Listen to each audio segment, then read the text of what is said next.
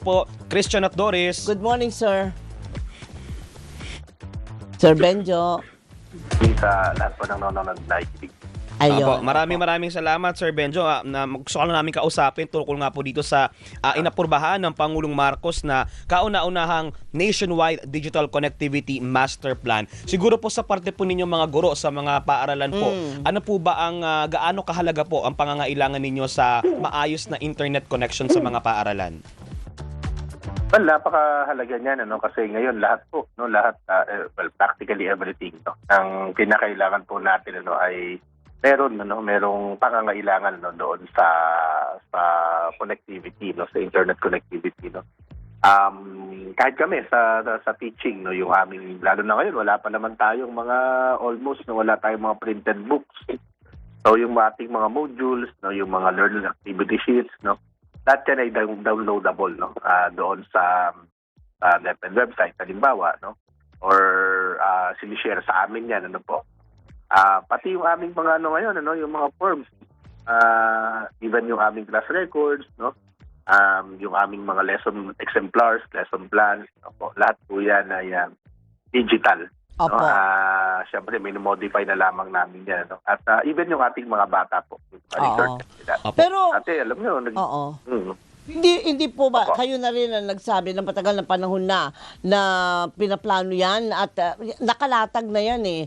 Pero bakit parang ngayon ko lang na nakita or narinig, partner, na ginawa pa itong nationwide.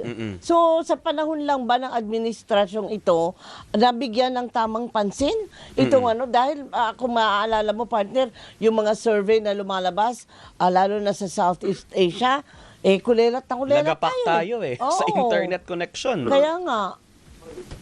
Tama po. Kung maalala po natin, Ma'am Doris, nung panahon ni GMA yata, it was in 2007, meron ng ganitong plano yung kung maalala po ninyo yung National Broadband, supposedly na plano. Tapos yung sa DepEd rin, yung magkakaroon po ng intranet, yung DepEd, Oo. Tapos hindi natuloy yan, nagkaroon ng scandal ho dyan, That was in 2007 po, hindi siya natuloy. At syempre may mga attempts naman in the past din, pero yun nga, hindi ito kagaya ng ganitong plano. Of course, Ma'am Doris, ito ay na-appreciate natin, pero hindi pa natin alam kung paano ito isasagawa, But the idea, of internet connectivity, access, and supposedly affordability, kung hindi man free talaga, magandang idea po ito, And we hope na magiging maayos po yung implementation po nito, yung operation po nito, kasi ang isang gusto talagang ma-resolve yung digital divide, Pero yung digital divide kasi kumbaga ito yung manifestation. But actually we have the social divide, Ang laki ng difference, Meron po tayong mga inequalities dito sa ating bansa, Kaya nga kahit isagawa natin ito, disadvantage pa rin yung mga mahihirap nating mga kababayan at mga mag-aaral, Walang gadgets, walang laptop, wala silang mga tablets or whatever, Kaya ngayon, so kung ipoprovide dyan, wala tayong magiging problema, Pero, ngayon po, ang nangyayari talaga, yung mga pribado, at yung mga magulang din mismo, yung nagpo-provide sa kanilang Dehado mga pa rin. anak. At dumaragdag ito, Opo. Pero sa doon ngayon po ba, gastusin Sir ng pamilya. Benjo, ano po bang sitwasyon sa mga, for example, public schools? Yan. Automatically po ba lahat ngayon ng mga public schools ay may mga internet connection? Sino po ang nag-provide? DepEd po ba or kayo po mismo mga teachers ang nag-effort na magkaroon ng internet connection sa mga paaralan? Kanya-kanyang lagay. Dalawa po yan. Officially, pwede po kasing mag-purchase doon galing sa pondo ng DepEd, yung ating mga paaralan. Pero hindi ito accessible sa lahat ng mga dito. Halimbawa, sa school, ang may access lang dyan yung mga office, yung mga nasa office, yung administration o yung ilang key persons doon sa paaralan.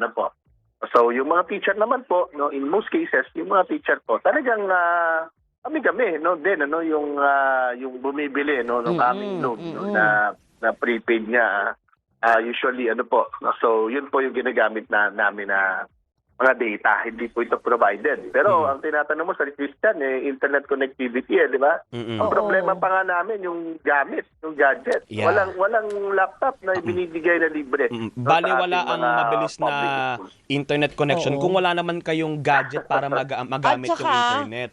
magpa-provide ng gadget, pero singluma naman ni panahon pa ni Mahoma. Di ba? Hindi na, yung obsolete na. May mga ganun po. Opo, may mga ganun po. Nakita naman ho natin a few years ago, di ba?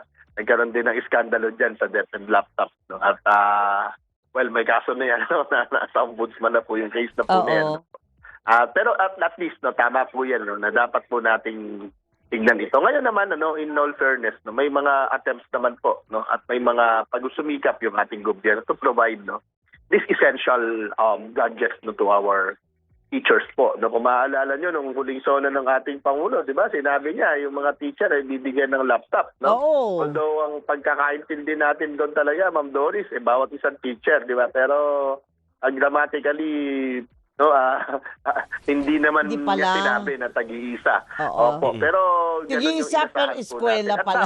Dapat. Nako. Tig-isa per eskwela pala. Oo. Tingnan natin, Sir Yun ang Benjo, in problema. the long run, kasi Oo. maganda na meron tayong program para mapalawak yung internet connectivity. Pero at the same time nga, baka kailangan ka lang pagin ang gobyerno na mag-provide din naman kayo ng kinakailangan mga gamit tamang para naman gamit. mapakinabangan natin ito both hands. Correct. Sir Benjo, maraming Teka salamat lang, po. meron pa ako isang katanungan, pahabol lang. Okay, partner. O pahabol lang. Wala po bang nakikita kayong ano bang danger dito sa ganitong klaseng sistema na makakakuha po ba ng mga data? Okay. O kasi gusto rin ni Pangulong Marcos gawin daw data hub ang Pilipinas. Parang ile-level up kasi nga level up na ng Singapore, Sabagay, mga kasi ganyan. kapag may libreng internet, may expose din tayo kasi Oo. connect tayo ng connect eh. Correct.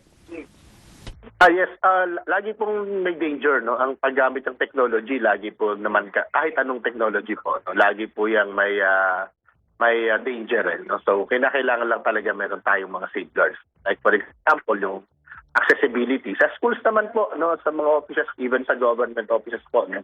Dati yan, no? Naka-block yung mga ilang social media accounts, no? Sa mga government offices, di ba? Pag-connect ka doon sa internet, halimbawa, ng isang government agency. Although ngayon, syempre, yung ulitin ko na, no, yung Facebook, ginagamit na rin naman yan talaga sa communication, ano po. Even sa amin, ano, sa mga teacher, ano po, no, meron kaming chat groups, no, sa bawat section na hawak namin, ano po. So, hindi natin mayaalis. But, of course, no, we really have to remind and teach our users, no, especially the learners po, no, na maging maingat po sa paggamit, no. Pero Tama. hindi pa rin, wala pa rin katiyakan po yun, ano po, Oo. na, Eh, na magiging maayos. Oo, di kakalampagin natin ang DICT. At ganun din sino Tama ba po. Tama. ang ating Presidential Communications Office. Yes, oo. Kasi sila yung kumbaga nagsusulong, tama ba Christian, sa Yes. pangunguna ni Secretary Dave Gomez. Oo, Secretary Dave, Correct. na makaka-level up tayo dun sa ating mga kapitbahay sa Southeast Asia. Makalevel-level man lang. Makalevel-level man lang. Maraming salamat. Thank you, Sir Benjo. Yes po. Maraming salamat din po. Thank you.